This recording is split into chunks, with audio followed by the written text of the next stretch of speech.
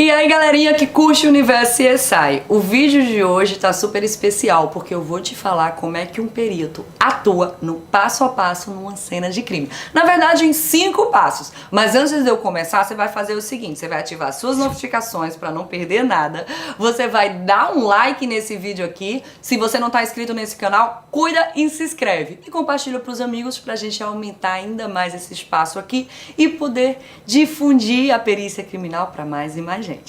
Então, como prometido, hoje eu trouxe os 5 passos de um perito criminal numa cena de crime. Tá preparado? Então simbora! Gente, sempre a dúvida da galera, o que é que o perito faz numa cena de crime? Ele começa analisando o que, Amanda? Qual a primeira medida que ele tem que tomar? Ele vai logo pro cadáver? Calma que eu vim te explicar. Então vamos lá, primeiro passo do perito criminal numa cena de crime. Gente, a primeira coisa, antes de um perito começar a analisar os vestígios, é ele ter certeza que o ambiente está seguro. Ele não pode comprometer a sua vida, a sua saúde, a sua integridade física em um ambiente que não está favorável para isso. A gente, quanto perito criminal, a gente adentra uma série de ambientes distintos. Alguns simples, você vai numa rua, outros não tanto, você adentra uma mata, algumas vezes desce barranco, sobe barranco. Eu já periciei telhados, porque a vítima tinha falecido num telhado. Então assim, gente, o perito não pode adentrar nenhum desses locais se ele não tiver certeza que ele está seguro. E não é só com relação ao ambiente, por exemplo, barranco, dele rolar barranco abaixo de um telhado, do telhado despencar. É com relação também à possibilidade de troca de tiro. Ó, eu pericio muito, assim, comunidades que são mais violentas, essas são comunidades bem periféricas. Geralmente elas estão à beira de mangue, à beira de rio, e isso é sempre mais problemático. Por quê? Você consegue fazer uma varredura desse local aqui que está construído, né? Mas no mangue, no rio, você não sabe o que é que vai vir dele. Então é sempre um local que você tem que ter mais atenção. Se alguém vai chegar, por exemplo, da outra margem do rio sem você perceber. Então, primeiro, o perito tem que chegar lá, ele tem que analisar todos esses locais. E se for o caso, por exemplo, como isso que eu falei, de limitação de mangue, de rio, pegar uma equipe para fazer a segurança nessa limitação. Justamente para que o perito não seja surpreendido, porque uma vez que ele começar os exames, ele não vai mais poder se preocupar com isso. O foco total dele é na análise da cena de crime. Não pode mais ser no ambiente. Então ele tem que garantir que ele está seguro. Eu já fiz ambientes de que o cadáver estava dentro de rio e que nesse rio tinha cobras, tinha jacaré, então eu tinha que pedir ajuda do pessoal que realmente era capacitado para agir em situações desse tipo. E foi o que eu fiz antes de começar os exames. Locais de incêndio, sempre muito problemático. Você tem que ter certeza que o foco, que ainda não tem um focozinho do incêndio ali, para que aquilo no meio da sua perícia não vire um problemão. Locais onde aconteceram a explosão, sempre o perito tem que ter muito cuidado ao iniciar os trabalhos em locais desse tipo. Quer um exemplo? Explosões a banco. O perito chega lá, primeiro ponto que ele tem que saber, ainda tem explosivo no local? Se tem, chama o pessoal do GAT para ir lá para desarmar. O perito não vai fazer nada, o perito não vai fazer medição, o perito não vai recolher vestígios. O perito primeiro vai se preocupar com a sua segurança. A gente comemora, só para você ter uma noção disso, o dia do perito oficial, no dia 4 de dezembro. Sabe por que é comemorado nessa data? Porque nesse dia nós perdemos um companheiro de trabalho, justamente porque não atentou para a segurança no local que estava trabalhando. Ele estava periciando uma vítima à beira de um barranco, quando ele despencou desse barranco e veio a óbito. Então sempre, gente, tá próximo ao barranco, o perito vai... A gente tem aulas de rapel. O perito vai ter que usar todos aqueles apetrechos para garantir a sua segurança, tá? Então, antes de tudo, de qualquer análise, garantir a segurança dos profissionais que estão ali, certo? Seja no próprio ambiente, para não acontecer desmoronamento, explosões, ou seja, para evitar confrontos armados. O perito tem que ter alguém na sua retaguarda que, se começar a acontecer uma troca de tiros, alguém o defenda imediatamente para que ele possa se armar antes de começar e não seja pego desprevenido, tá? Então esse é o primeiro passo, atentar para a segurança do local para então poder trabalhar, certo? Amanda, e aí começou a trabalhar, o que é que ele faz primeiro? Bom, ele vai começar a estudar, e aí é o segundo ponto, estudar sobre o isolamento e preservação da cena de crime. O perito tem que fazer uma observação primeiro, o local está isolado. Gente, isolado é diferente de preservado. Vamos lá, conceitos de criminalística, que quem faz prova envolvendo esse assunto costuma ser cobrado. Um local isolado significa, em termos de aspecto físico, por exemplo, delimitado com alguma barreira para delimitar aquele espaço.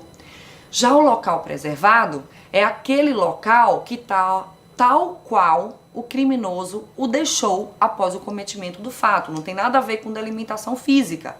Então aí a gente tem a diferença. Local isolado é aquele que tem a delimitação física, geralmente por fita zebrada, mas não necessariamente unicamente por instrumento. Você pode pegar galhos de árvore, você pode fazer um risco no chão, pegar cones. E local preservado, aquele que está tal qual o criminoso deixou. Inclusive a gente leva para uma outra classificação quanto a local preservado, que é local idôneo e local inidôneo. Local idôneo é aquele local preservado, local inidôneo, um local não preservado, que foi mexido, que foi alterado. São palavrinhas também que costumam ser cobradas em concurso público, por isso guarda isso aí na tua mente se tu é concurseiro. Amanda, mas aí você está falando que tem local que é preservado, local que não é preservado. Mas e aí? É sempre alguém que tenta mascarar o crime? Não necessariamente, gente. Às vezes é o próprio SAMU que tentou socorrer a vítima e não conseguiu, porque a vítima já estava em óbito. Isso levou a não preservação da cena, porque o SAMU vai entrar, o SAMU vai tocar, vai virar o cadáver de posição. E isso é completamente aceitável, porque primeiro está o socorro à vítima, tá acima da preservação do fato. Segundo, um parente, um familiar que viu aquela vítima e de repente se abraçou e chorou junto com aquele cadáver. Isso é um dos mais comuns, gente. O local está preservado? Não, porque se tinha manchas de sangue ali, a pessoa já pisou, já modificou a dinâmica das manchas de sangue, que a gente vai falar isso mais na frente, já alterou a posição do cadáver, que indica muito para o perito. Então é um local que é inidôneo e não necessariamente alguém que quis modificar a cena. Mas claro, a gente também tem as pessoas que querem modificar de forma intencional a cena do crime. Ou porque querem esconder a autoria, ou porque de repente ali tinha um objeto que não queria que a polícia visse, uma droga, alguma coisa, foi lá e coletou antes. Então existem todas essas possibilidades. Lembrando a você que modificação de cena de crime é fato criminoso, certo? Amanda, se o perito chega no local e o local não está isolado, ele providencia para que se isole. Na verdade, gente, o artigo 6º do nosso Código de Processo Penal fala que o delegado de polícia é que tem que tomar todas essas atitudes. Mas na prática nem sempre acontece. Então, se o perito chega no local e vê que ele não está isolado, ele tem que isolar. Amanda, mas é só delimitar fisicamente? Porque se já não está, por que ele ainda vai fazer? Para garantir o trabalho dele de forma eficiente. Porque a delimitação vai impedir que curiosos comecem a avançar. E tá ali atrapalhando o trabalho de perito. São curiosos, é imprensa, são familiares. Então o perito delimita aquela área e diz, ó, daqui ninguém passa porque agora isso aqui é meu e eu vou trabalhar nisso aqui. Beleza? Então, e com relação à preservação, Amanda, o perito tem como identificar? Tem. Certo? É o olhar pericial que vai numa cena e sabe que algo foi mexido. É uma mancha de sangue que não está compatível com aquele ambiente, então é porque ali alguém também deu uma mexida, intencional ou não, repito. É uma mancha fantasma, inclusive se você acompanha o meu Instagram, amanda.csi, eu falei sobre mancha fantasma nesse local. Que é quando de repente a gente tem um sangramento. Só que esse sangramento se deu sobre um objeto e após o sangramento alguém foi lá e removeu esse objeto. O local, só nesse pontinho onde estava o objeto não vai ter sangue, né? Porque o sangue ficou no anteparo que foi removido. Então ali a gente vê que tinha um objeto, a gente chama mancha fantasma. Então o perito tem como saber tudo isso e ele vai colocar no laudo. Então, olha só, primeiro o perito vai chegar e vai analisar sobre a sua segurança. Ele só começa a trabalhar se ele estiver em segurança, beleza? Ele e a sua equipe. Segundo ponto, ver se o local está isolado, porque se não tiver, ele vai providenciar o isolamento para que ele possa trabalhar naquele ambiente sem importunações de fora. Depois ele vai começar a ver se aquele ambiente está preservado, porque ele vai ter que colocar isso no laudo. Porque se for um ambiente não preservado, isso tem muito impacto na dinâmica do evento, que é um dos papéis da perícia, falar como que aquele evento criminoso aconteceu. Então, ele analisou isso, fez essas duas coisas, ok. Aí a gente já pode ir para o terceiro passo, que é estudar as manchas de sangue do ambiente. A gente chama de dinâmica das manchas de sangue e elas são muito importantes para o trabalho pericial. Gente, através da forma de incidência de uma mancha, da morfologia de uma mancha de sangue, do diâmetro de uma mancha de sangue, a gente consegue ter informações importantíssimas sobre a dinâmica do evento criminoso. A gente sabe se aquela mancha caiu enquanto a pessoa estava parada, a gente sabe se aquele sangue foi caindo da vítima quando ela estava caminhando, inclusive se ela estava correndo, se aquela vítima estava sentada, em pé, sobre algum anteparo. A gente consegue, através da morfologia das manchas, também saber sobre um instrumento causador. Se for um instrumento de baixa velocidade, um instrumento de média velocidade, ou um instrumento de alta velocidade, como é um projétil de arma de fogo, que gera a formação de manchas bem específicas, que são as manchas impactadas. Então a gente tem para indicar que alguém caminhou enquanto estava sangrando, o gotejamento em trilha, são as manchas gotejadas. Se a pessoa sangrou enquanto estava parada, a gente pode ter a formação de manchas do tipo saturadas, de mancha do tipo poça. Se foi atingida uma artéria naquela vítima, a gente vai ter um padrão de manchas de sangue muito específico que vão indicar isso, que são as manchas do tipo arteriais. Então assim, gente, só olhando as manchas de sangue de um ambiente, a gente consegue falar sobre a dinâmica. Inclusive, faz tempo que esse crime foi cometido, porque se faz tempo, as manchas vão estar secas, dependendo do nível de radiação nesse local, radiação solar, de umidade ou não. Então tudo isso o perito analisa. Eu já fui a um local de crime que o delegado disse, olha, isso vai ser muito sério que isso aqui acabou de acontecer. E quando eu olhei, as manchas estavam completamente secas. Não, as testemunhas mentiram. E eu falei isso pro delegado. Ele falou, nossa, como é que você sabe? Não, as manchas estão secas, impossível esse evento ter acontecido agora. Então, assim a gente consegue pegar. Eu, inclusive, voltando para a mancha fantasma, eu consegui pegar uma pessoa que tinha retirado um local do ambiente, que não era o autor do fato, era apenas uma pessoa que era proprietária do imóvel onde aconteceu. E quando a vítima morreu, ao lado dela tinha um objeto que ele não queria que a polícia encontrasse.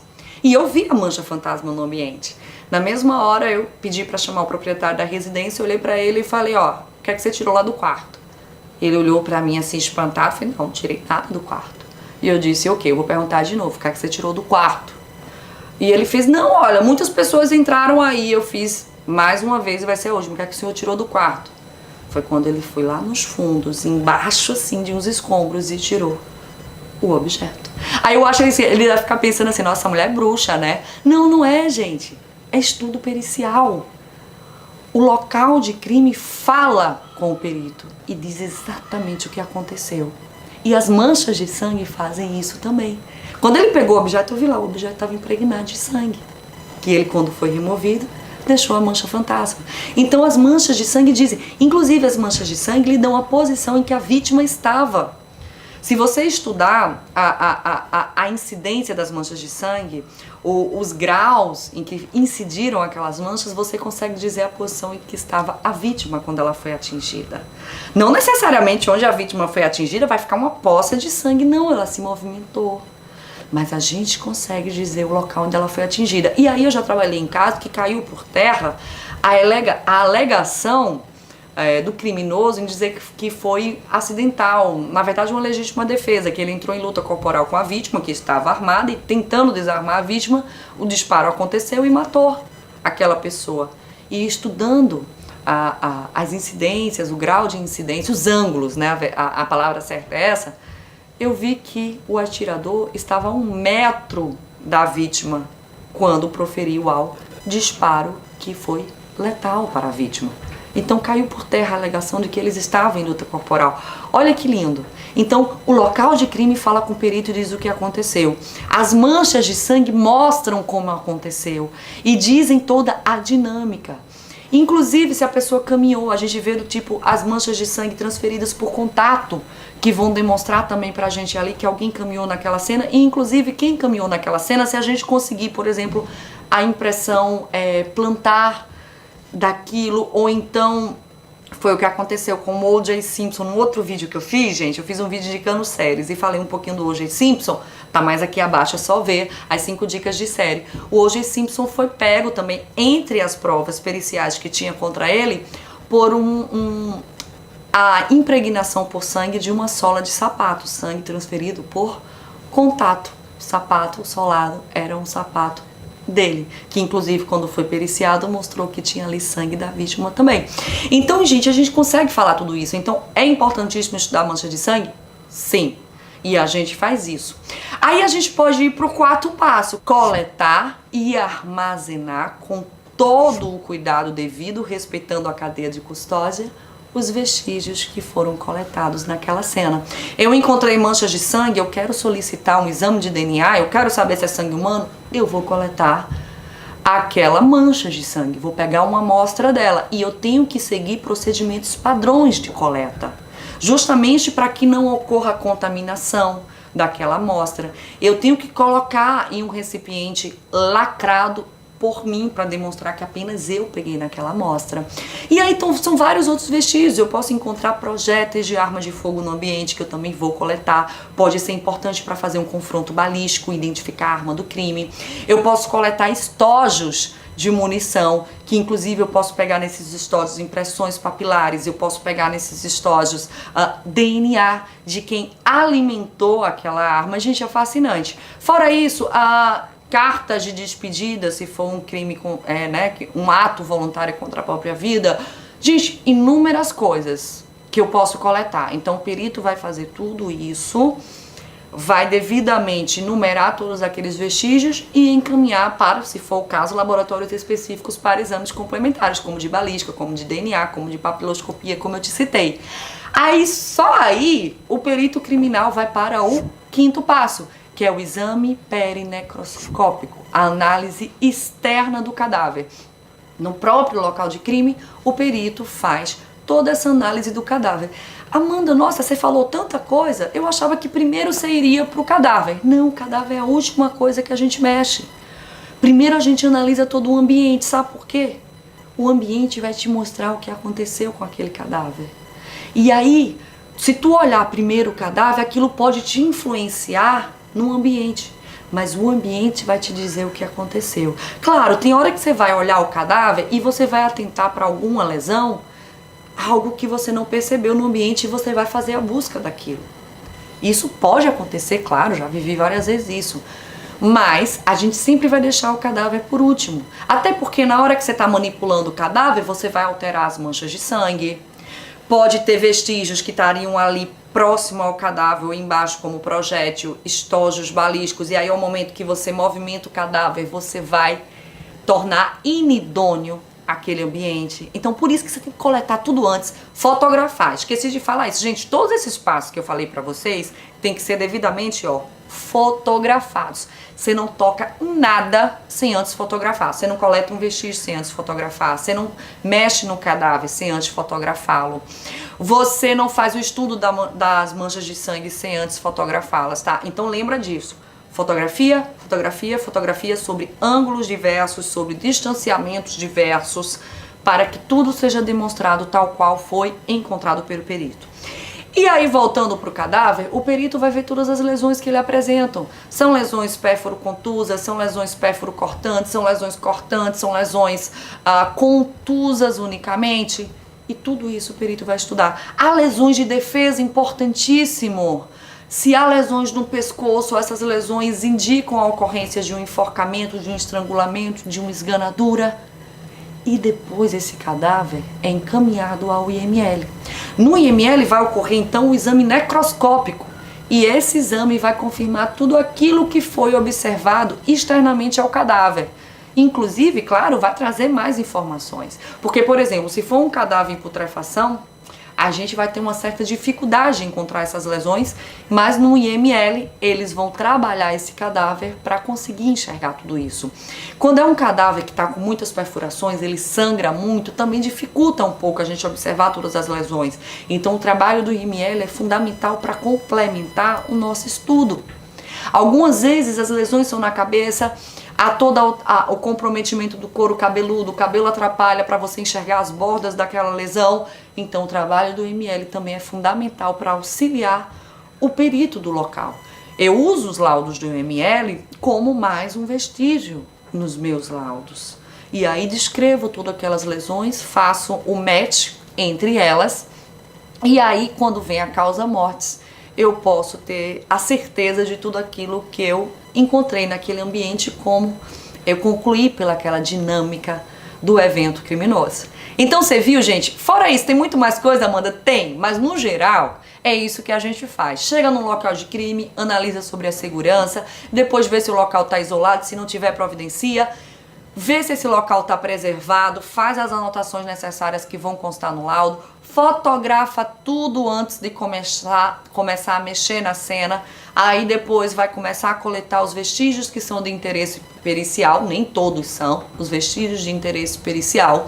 Depois disso vai passar antes disso, gente, estudar as manchas de sangue também, porque pode ser que você toque num vestígio e esse vestígio esteja impregnado por sangue e acaba alterando aquela morfologia, então não é interessante. Estuda as manchas de sangue, coleta os vestígios, para só então partir para o cadáver, e aí poder manipulá-lo, virar de um lado, virar do outro e removê-lo da posição inicial sem comprometer o restante da cena, porque ela já foi toda analisada. Gente, isso é só um resuminho do que a gente faz. A gente pode fazer muito mais coisa numa cena de crime, mas em geral é isso. E claro, eu trouxe aqui para os tipos de perícia que eu realizo, que é perícia em local de morte violenta. Depois eu posso abordar perícia em local de crime contra patrimônio. Gente, sabe o que é isso? Significa que eu já passei tempo demais aqui falando e vocês também já devem estar cansados. Então vamos dar uma pausa nesse vídeo e lembra, deixa as tuas... Gente, eu realmente preciso encerrar esse vídeo. Notificações aí, já deixa elas ativadas, dá um like nesse vídeo, segue aqui o meu canal para sempre estar acompanhando todas as postagens sobre o Universo CSI. Tá bom, já deu, vamos parar por aqui porque nem fala tá saindo mais. Até a próxima, gente!